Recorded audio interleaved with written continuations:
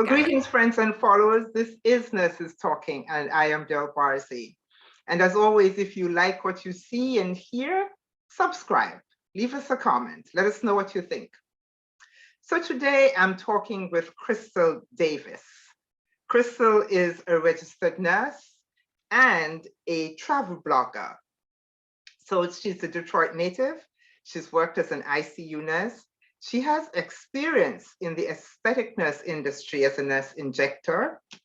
Currently, she's been a travel nurse since 2019, and recently she took an extended vacation in Costa Rica for 60 days. Good for you. Thank you. Travel is your passion, you say? Yes, yes, yes. Okay. And so I'd like to let everybody know that they can find a link to your website, The Confessions of a Travel Nurse. It'll be in the description box. Okay, great. Thank you. Okay. So, Krystal, thank you. Thank you for doing this. I really appreciate it. Thank you for having me. And so I want to know, why are you a nurse? What drew you to nursing? So initially as a child, my dream was to become a pediatrician. I loved working with children and I just thought I wanted to be a doctor. But as I got older and I saw the role that nurses play in healthcare, I'm like, wow, that's what I want to do. I want to have more of a personal connection with my patients. And just the science behind nursing, just learning about the body, the physiology, the pathophysiology of how our bodies work. I was just always fascinated with it.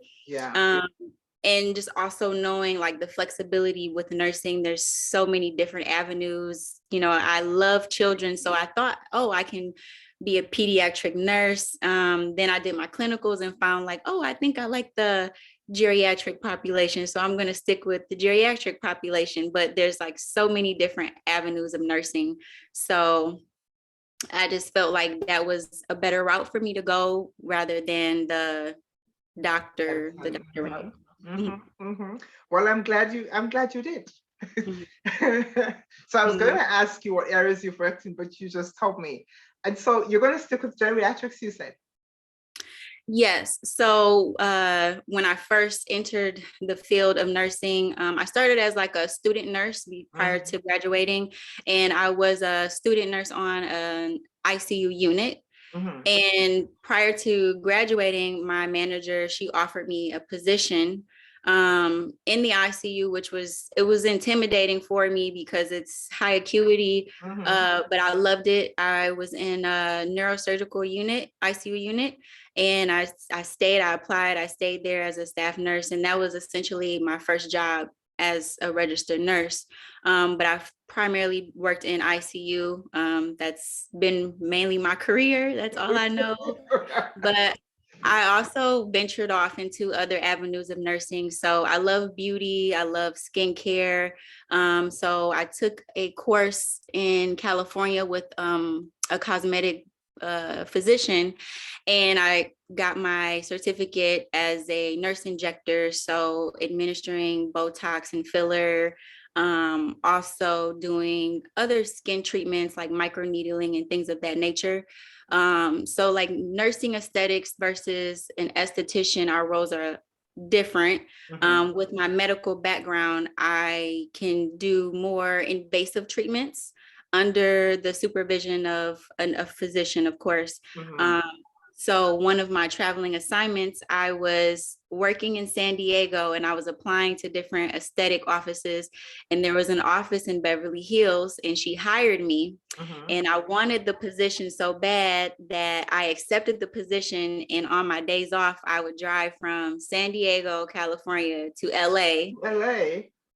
Which is like a 2.5 hour drive. But this is something I really wanted to do. And the assignment in San Diego was temporary. So I'm like, I can tough this out for a couple more weeks because this is what I really want to do. So after that assignment was over, I took an assignment in LA so that I can continue to do the aesthetics and work under the supervision of the physician and just get as much experience as I can. So and that was year 2020.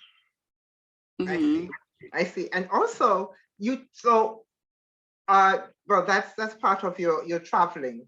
What made Yes, you want to travel though? Because I mean, a lot of people glamorize travel nursing. So tell me, yeah. what drew you to it? Initially, to be transparent with my nursing career, I love nursing. However, we do have some challenges that I'm sure Mm-hmm. we'll get That's into. mm-hmm. Um, but I was beginning to feel the burnout, the nurse burnout. Mm-hmm. Mm-hmm. And I was overworking myself. I was picking up overtime. I was picking up shifts for other nurses. And then just the politics of the facility that I was working at was becoming too much for me. We were transitioning from being a nonprofit facility to for-profit. Yeah. And it just Mm-hmm. changed the dynamics of things. And my manager that hired me in, she left, and there was just like a lot of changes going on, and it just started to affect me like emotionally and mentally to the point where I wasn't enjoying my job. Mm-hmm. But I loved traveling. That was like my self-care, to just get away and travel and see the Yeah. world.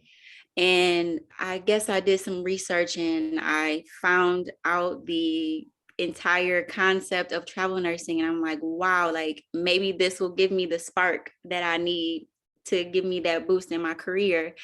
And I started following some travel nurses on social media and just seeing like their journey and everything. And I'm like, wow, like this is something that I can really see myself doing, even if it's something temporary. I just want to see for myself if this is Mm-hmm. something that I will enjoy. So I believe 6 months prior to me making my official decision, I just did a lot of research, researching different companies, researching the process, and also just trying to slowly transition my way out of my staff position. Yes. Yes. So then officially March of 2019, that's when I sent in my notice at my staff job and did travel nursing April of 2019. And my first assignment was in Boston. Awesome. And rest has been history since then. Awesome. So, but tell me, what are some of the challenges though and the drawbacks of travel nursing? Because I know that there have to be some. Oh yes, yes. There are. I say the good outweighs the cons, I Mhm, guess. mhm. But for me, the challenge, well, I guess it's not really a challenge for me, but in general, having to move around so frequently Yeah, can be a challenge for people that are not flexible. yeah, Some people, they like to be in one space or a certain area for an extended long-term amount of time. yeah, And it's like every 3 months, just when you're getting rooted, just when you're getting settled somewhere, you start making friends. It's, oh, okay, now I'm going on to the next assignment. yeah, So building relationships that are like, they seem temporary, but I mean, you can always maintain them from afar. But I think that is difficult too. My mhm, first assignment in Boston, when I left, it was very sad for me because we had built a relationship. I built a relationship with the unit as a whole. And I remember on my last day, they surprised me with like a breakfast party, yeah, and they brought gifts, and it was just like, I was just like, wow, like this is more than just, I'm more than just a traveler. Like these yeah, people mhm, value me and they like me as a person. yeah, yeah, So I would say building connections with people and having to leave is definitely a challenge. um you have to be very flexible in this industry because you're not going to always get the best patients. yeah, You, in the middle of your shift, you can get floated to another unit. It's not your place to get involved in the politics of things in the hospital. You're there right, to fulfill a role and do your duty. So me being very opinionated, having to step back from that because it's not my business. I'm just there to do my job. It can still be a challenge because you see there's flaws and things that need to be um, resolved, but it's not, as a yeah, traveler, it's not your place. yeah, So I think that can be a challenge too, just sitting back and just strictly doing what you're supposed to what we're do. supposed to do. Yeah, yeah, yeah. I'm getting that, a lot of psychological preparation is necessary Yes, um, before you even venture out into that, because as you yes, said, things can yes. suck you in. Yes. And I think being away from your family and your friends, of course, being in an unfamiliar area Yeah. can be challenging, but that's where the flexibility and being able to adapt comes into play. Hmm. I was raised as the only child, so it's a little bit easier for me to adapt to being in Hmm. solitude because it's always just been myself and my mother. Hmm. So it hasn't been that challenging for me, but with the pandemic, mentally was very hard for me just to be in solitude. And at that point, I didn't have a choice because I needed to, think about the health of my friends and my family while I'm also working Yeah. on a COVID unit. I had to, no matter what, separate myself from my friends and my family. So Hmm. Hmm. that Hmm. was a huge challenge for me. Hmm. I'm sure it was. I'm sure it was. So, having had all these experiences and working in all these different areas, I'm quite sure Boston is very different from San Diego. Um, Yes. and seeing how things work in different areas. Are there any aspects of nursing life, and I kind of go like nursing life, you would like to see change?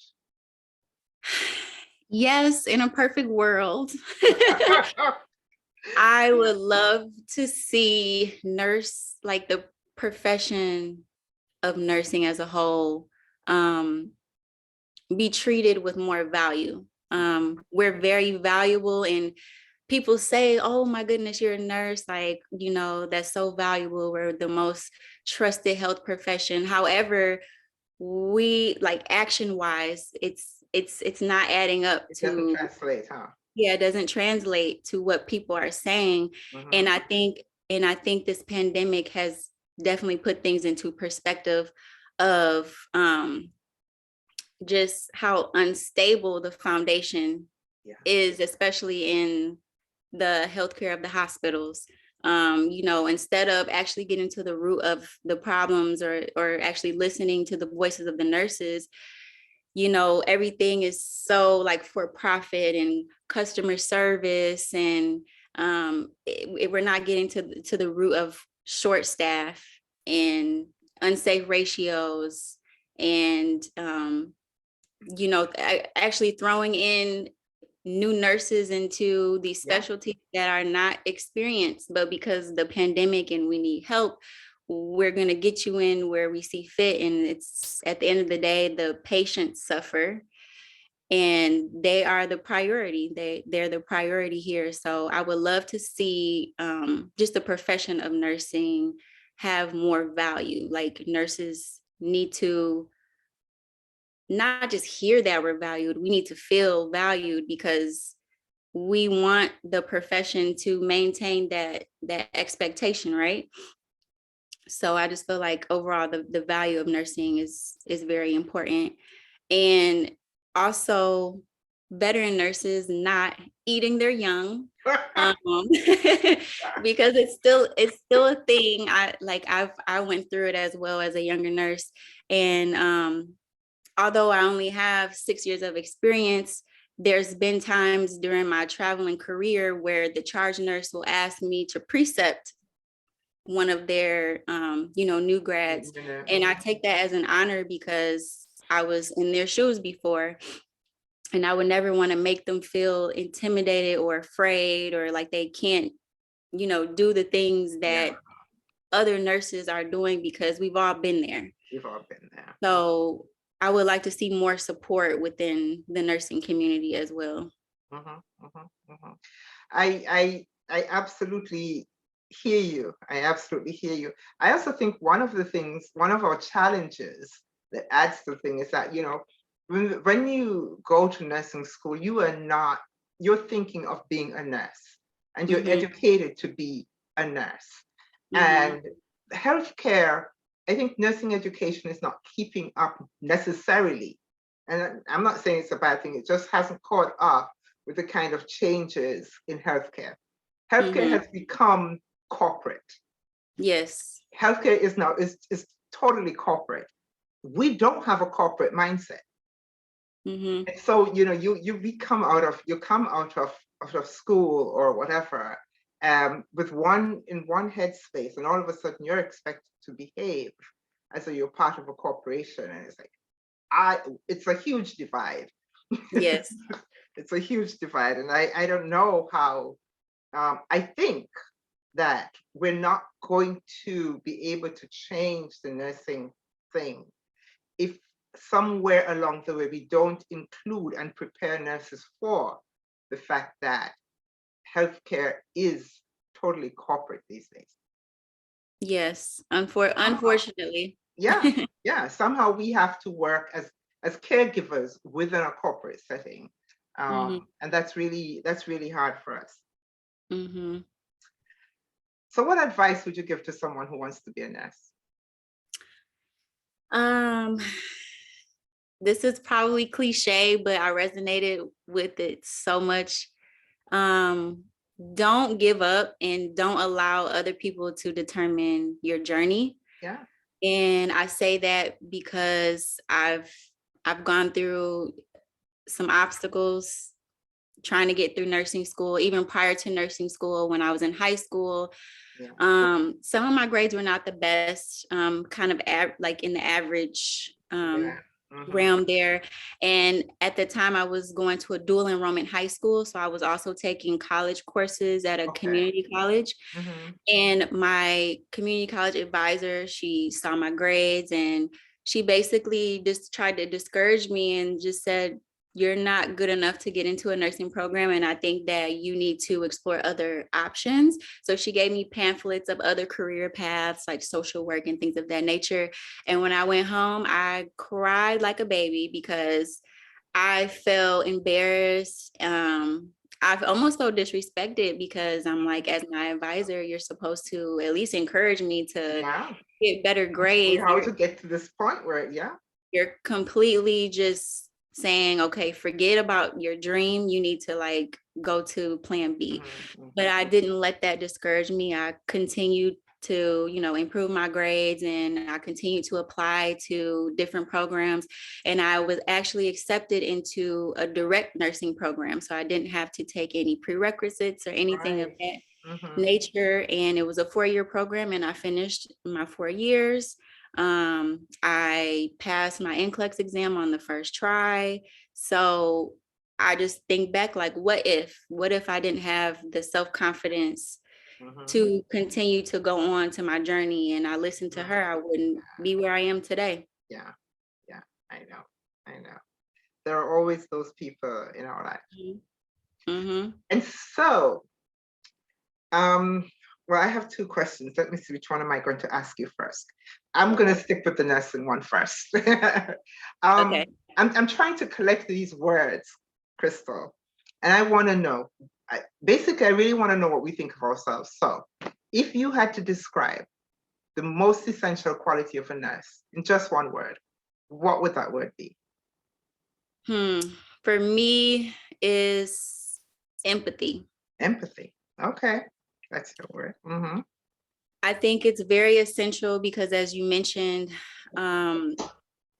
nursing and healthcare is transitioning into more of a corporate world. Mm-hmm. And although that is true, I feel that empathy is something that is very essential to our profession, Mm-hmm. just to build that connection with patients. Yeah. We are the most trusted, and people, patients, their families, they can tell when there's a nurse or a doctor that has no empathy. They Mm-hmm. are Yeah. just, very corporate, very by the book, by the numbers. Mm-hmm. And I even noticed that on a personal level with my patients, they see the empathy that I have and it just makes their experience so much better.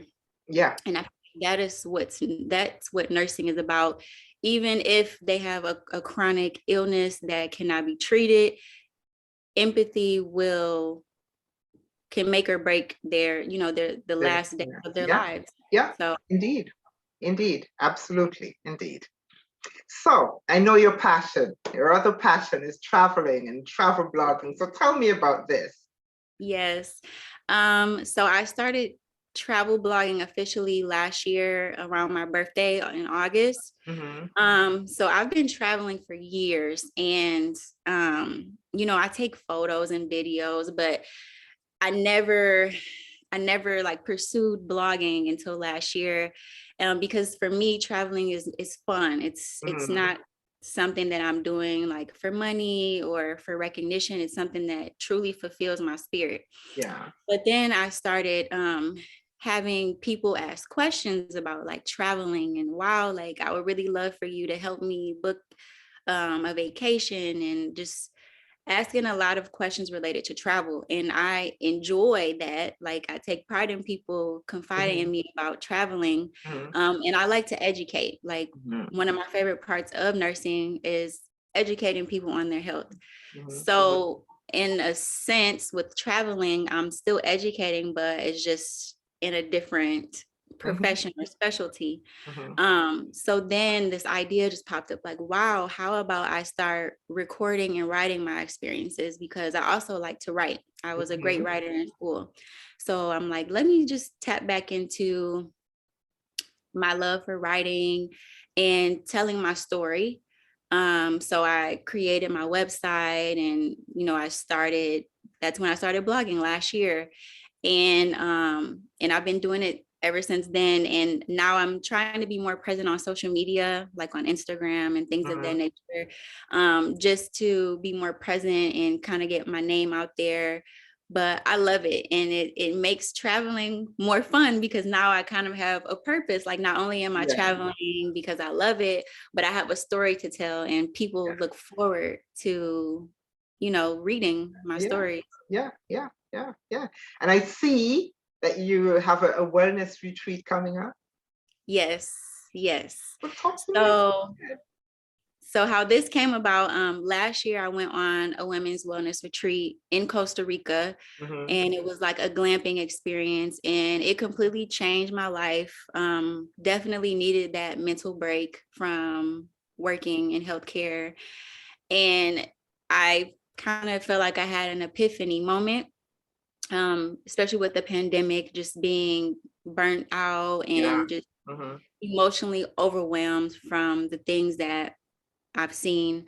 And at that moment, I'm just thinking like, okay, I know I don't want to do bedside nursing forever. I do love nursing, but there's other avenues of nursing that I can do. I do travel nursing, but I can take it a step further. So I'm now, fast forward to now, I'm actually looking into becoming like a nurse coach. And helping people set health goals for themselves and consult people on their health journey. So last year the retreat is pretty much what kind of sparked my interest with retreats, and just seeing like the impact that it left not only on myself but on the other women that participated. And the women that participated on that retreat, we're friends to this day. We call each other our tribe sisters. So it's very like encouraging and like motivating for me to create a space for women to have that same experience, especially women who want to travel, but they don't necessarily have the friends or like the knowledge of traveling. This will be a space for them to where they can meet other like-minded women while also, being on vacation and relaxing and not having to think about the logistics of, oh, I need to book this place and I have to book these activities. Like all of that will be taken care of for them. Awesome. So I wish you so much success with that. In your bio, when you sent me your bio and you mentioned that you were 28, and I listened to you speak now, and you have in your 28 years achieved and done and exposed yourself to so much. I can't wait to see what you're going to do in the next 28. Thank you. Yes. Awesome. So Krystal, thank you so very, very, very much for talking. Thank you. I truly enjoyed this conversation. I'm so grateful you took time to talk to me. Thank you. Thank you. Thank you.